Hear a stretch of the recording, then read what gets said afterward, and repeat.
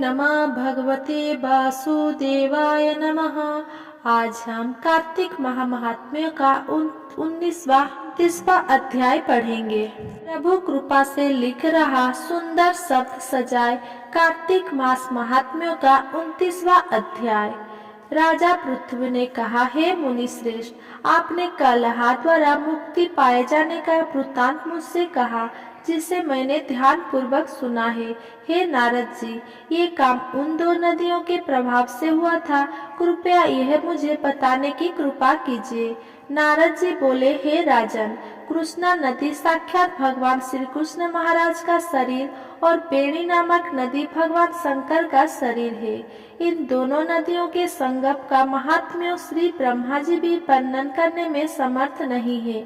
फिर भी चूंकि आपने पूछा है, इसलिए आपको इनकी उत्पत्ति का वृत्तांत सुनाता हूँ। ध्यान पूर्वक सुनो। चाक्षुष मनंत्वर के आरंभ में ब्रह्मा जी ने सभा पर्वत के शिखर पर यज्ञ करने का निश्चय किया। वह भगवान विष्णु, भगवान शंकर तथा समस्त देवताओं सहित यज्ञ की सामग्री लेकर उस पर्वत के शिखर पर गए। महर्षि भृगु आदि ऋषियों ने महामुहूर्त में उन्हें दीक्षा देने का विचार किया। तत्पश्चात भगवान विष्णु ने ब्रह्मा जी की भार्या त्वरा को बुलाया। वह बड़ी धीमी गति से आ रही थी। उसी बीच में भृगु जी ने भगवान विष्णु से पूछा, हे प्रभु, आपने त्वरा को शीघ्रता से बुलाया था, वो क्यों नहीं आई? ब्रह्म मुहूर्त निकल जाएगा। इस पर भगवान विष्णु बोले, यदि त्वरा यथा समय यहाँ नहीं आती है तो आप गायत्री को ही स्त्री मानकर दीक्षा विधान कर दीजिएगा। क्या गायत्री पुण्य कर्म में ब्रह्मा जी की स्त्री नहीं हो सकती? नारद जी ने कहा, हे राजन, भगवान विष्णु की इस बात का समर्थन भगवान शंकर जी ने भी किया। ये बात सुनकर भृगु जी ने गायत्री को ही ब्रह्मा जी की दाई और बैठाकर दीक्षा विधान आरंभ कर दिया। जिस समय ऋषि मंडल गायत्री की दीक्षा देने लगा, उसी समय त्वरा भी यज्ञ मंडल में आ पहुंची। ब्रह्मा जी की दाई और गायत्री को बैठा देखकर ईर्ष्या से कुपित होकर त्वरा बोली, जहाँ अपूज्य की पूजा और पूज्य की अप्रतिष्ठा होती है, वहाँ पर दुर्भिक्ष, मृत्यु तथा भय तीनों अवश्य हुआ करते हैं। ये गायत्री ब्रह्मा जी की दाई और मेरे स्थान पर विराजमान हुई है, इसीलिए ये उद्देश्य बहने वाली नदी होगी। आप सभी देवताओं ने बिना विचारे इसे मेरे स्थान पर बिठाया है, इसीलिए आप सभी जड़ रूप नदियां होंगे। नारद जी राजा पृथ्वी से बोले, हे राजन, इस प्रकार त्वरा के शाप को सुनकर गायत्री क्रोध से आग बबूला होकर अपने होठ चबाने लगी। देवताओं के मना करने पर भी उसने उठकर त्वरा को शाप दे दिया। गायत्री बोली, त्वरा, जिस प्रकार ब्रह्मा जी तुम्हारे पति हैं, उसी प्रकार मेरे भी पति हैं। तुमने व्यर्थ ही शाप दे दिया है, इसीलिए तुम भी नदी हो जाओ।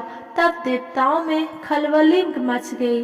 सभी देवता त्वरा को साष्टांग प्रणाम करके बोले, हे देवी, तुमने ब्रह्मा आदि समस्त देवताओं को जो शाप दिया है वो उचित नहीं है, क्योंकि यदि हम सब जड़ रूप नदियां हो जाएंगे तो फिर निश्चय ही ये तीन लोग नहीं बच पाएंगे। चूंकि ये शाप तुमने बिना विचार दिए हो, इसलिए ये शाप तुम वापस ले लो। त्वरा बोली, हे देवगण, आपके द्वारा यज्ञ के आरंभ में गणेश पूजन न किए जाने के कारण ही ये विघ्न उत्पन्न हुआ है। मेरा ये शाप कदापि खाली नहीं जा सकती, इसीलिए आप सभी अपने अंगों से जड़ीभूत होकर अवश्य मेध नदियां बनोगे। हम दोनों सौतने भी अपने अपने वंशों पश्चिम बहने लबली नदियां बनेगी। नारद जी राजा पृथ्वी से बोले, हे राजन, त्वरा के यह वचन सुनकर भगवान विष्णु, शंकर आदि सभी देवता अपने अपने अंशों से नदियां बन गए। भगवान विष्णु के अंश से कृष्णा, भगवान शंकर के अंश से बेणी तथा ब्रह्मा जी के अंश से ककुम नामक नदियां उत्पन्न हो गई। समस्त देवताओं ने अपने अंशों को जड़ बनाकर वहीं सहा पर्वत पर फेंक दिया। फिर उन लोगों के अंश पृथक पृथक नदियां के रूप में बहने लगे। देवताओं के अंश से सहस्रों की संख्या में पश्चिम की ओर बहने वाली नदियां उत्पन्न हो गई। गायत्री और त्वरा दोनों पश्चिम की ओर बहने वाली नदियां होकर एक साथ बहने लगी। उन दोनों का नाम सावित्री पड़ा। ब्रह्मा जी ने यज्ञ स्थान पर भगवान विष्णु तथा भगवान शंकर की स्थापना की। दोनों देवता महाबल तथा अतिबल के नाम से प्रसिद्ध हुए।